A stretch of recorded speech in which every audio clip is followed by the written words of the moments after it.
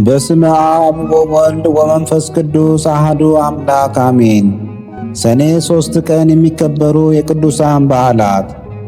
አቡነ ተጠምቀ መድኅን ጻድቁ የተወለዱት በአፄ ሱስንዮስ ዘመን በ1610 ዓመተ ምህረት ሲሆን ወላጆቻቸው ወልደ ክርስቶስና ወለተ ማርያም ይባላሉ። ታኅሳስ 2 ቀን እንደመወለዳቸው ክርስትና የተነሱት ጥር 11 ቀን ነበርና ካህኑ ተጠምቀ መድኅን አላቸው።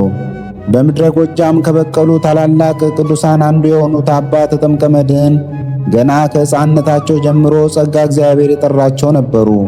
ሕፃን እያሉ ቃለ እግዚአብሔር መማር ቢፈልጉም አባታቸው በግድ እረኛ አደረጋቸው። እርሳቸው ግን በሕፃን ልባቸው ቢሆን ቤተሰብን ማሳዘን አልፈለጉም። ይልቁን ወደ በረሃ ይወርዱና አንበሳውን፣ ነብሩን፣ ተኩላውን ሰብስበው በሉ እኔ ልማር ልሄድ ስለሆነ እስከ ማታ ድረስ ጠብቁልኝ ብለው ለአራዊት አደራ ይሰጣሉ። አራዊቱ ከበጉ፣ ከፍየሉ፣ ከላሙ ጋር ሲቦርቁ ይውላሉ። ተጠምቀ መድኅን ደግሞ ዳዊቱን፣ ወንጌሉን ሲማሩና ሲጸልዩ ውለው ማታ ይገባሉ። ተጠምቀ መድኅን በሕፃንነታቸው ቁርስና ምሳቸውን ለነዳያን በመስጠት በቀን 1 ማዕድ ብቻ ይቀምሱ ነበር። 23 ዓመት ሲሞላቸው ወደ መርጦ ለማርያም ሂደው መንኩሰዋል። ከዚህ ጊዜ በኋላ ለ37 ዓመታት በፍጹም ተጋድሎ ኑረዋል። ራሳቸውን ዝቅ አድርገው አገልግለዋል። ከጎጃም እስከ ሱዳን ድረስ ወንጌልን ሰብከው በርካቶችን አሳምነው አጥምቀዋል። ካህን ናቸውና 7 ገዳማትንና 12 አብያተ ክርስቲያናትን አንጸዋል።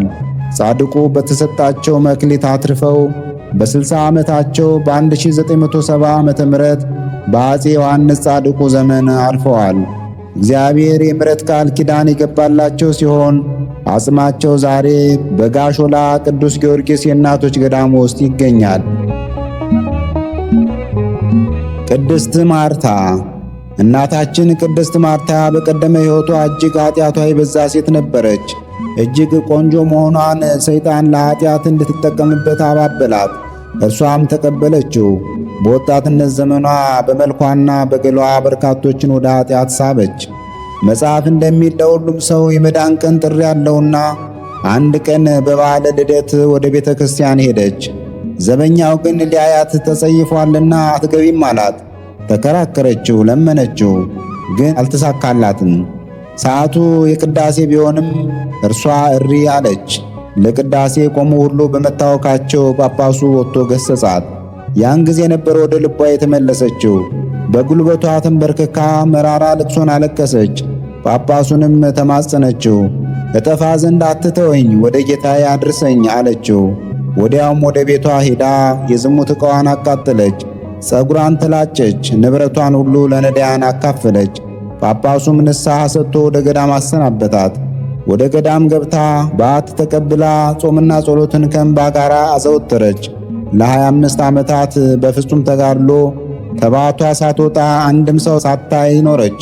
ከማረፏ በፊት ብዙ ታምራትን አድርጋለች። የቅዱሳን አምላክ ለእኛም ዕድሜ ለንስሐ ዘመን ለፍስሐ አይንሳን፣ ከበረከታቸውም ያድለን። ሰኔ 3 ቀን የሚከበሩ ዓመታዊ ቅዱሳን በዓላት። ቅድስት ማርታ ታህራሚት፣ አቡነ ተጠምቀ መድኅን ጻድቅ ኢትዮጵያዊ፣ ቅዱስ ኢላሪዮን ሰማዕት፣ ቅዱስ ኮሪዮን ሰማዕት። በዚሁ ቀን የሚከበሩ ወርኃዊ ቅዱሳን በዓላት።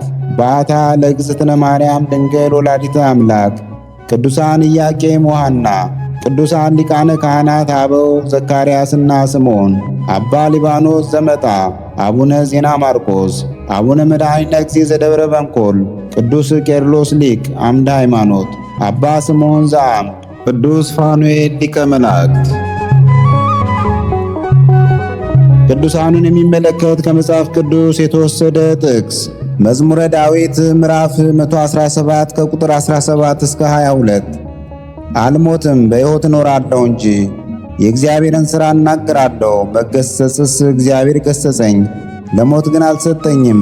የጽድቅን ደጆች ክፈቱልኝ፣ ወደ እነርሱ ገብቼ እግዚአብሔርን አመሰግናለሁ። ይህች የእግዚአብሔር ደጅ ናት፣ ጻድቃን ወደ እርሷ ይገባሉ። ሰምተኸኛልና መድኃኒትም ሆነኸኛልና አመሰግንሃለሁ። ወስብሐት ለእግዚአብሔር ለወልድ ወለወላዲቱ ድንግል ወለመስቀሉ ክቡር ዕፀ ሳህል አሜን። ዘአቅረብኩ አላፍ ቅዱሳንን አዘክሬ ምስጋናን አቀረብሁልህ። እኒህ ቅዱሳን ዘወትር አንተን ያገለገሉ ናቸው። በድህነቴ የማነብልህ መጽሐፍ ምስጋና ተቀበል። አንተ ብዙ ባለጠጎች ካገቡት ይልቅ የድሃዋን መበለት ስጦታን ተቀብላለና። ቅዱሳን የሆናችሁ ነቢያት፣ ለማስተማር የተመረጣችሁ ሐዋርያት፣ ሰማዕታት፣ ጻድቃን፣ ትጉሃን የሆናችሁ መላእክት፣ እናንተም ደናግል ቸር የሆናችሁ መነኮሳት ይህችን ጉባኤ አንድነታችን መባረክን ባርኩ። ስትባርኩም ከሕፃናቱ ጀምራችሁ እስከ ሽማግሌው ድረስ ይሁን። በብራና በወረቀት የጻፈውን ሊያስደርስ በገንዘብ ዋጅቶ ያጻፈውን አምኖ ያነበበውን ወደ ሌላ ልሳንም የተረጎመውንም በዝነ ልቦና አምኖ የሰማውን ከጠብ ከክርክር ከመከራ ከችግር በምትሰውር በእናቱ በማርያም ጸሎት ኢየሱስ ክርስቶስ ሁላችን አንድ ላይ ይማረን፣ ቅዱስ መንፈሱንም ይላክልን ከዛሬ ጀምሮ ለዘላለሙ ዳግመኛ እስኪመጣ ድረስ አሜን።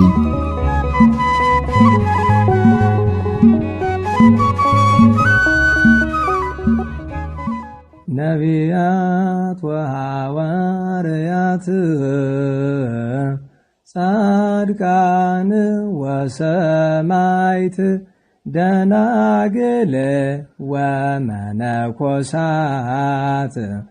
አይሩግ ወሕፃናት ገዳማውያን ወሊቃውንት ሰአሉ ለነ ኩልክሙ ቅድመ መንበሩ ለጸባኦት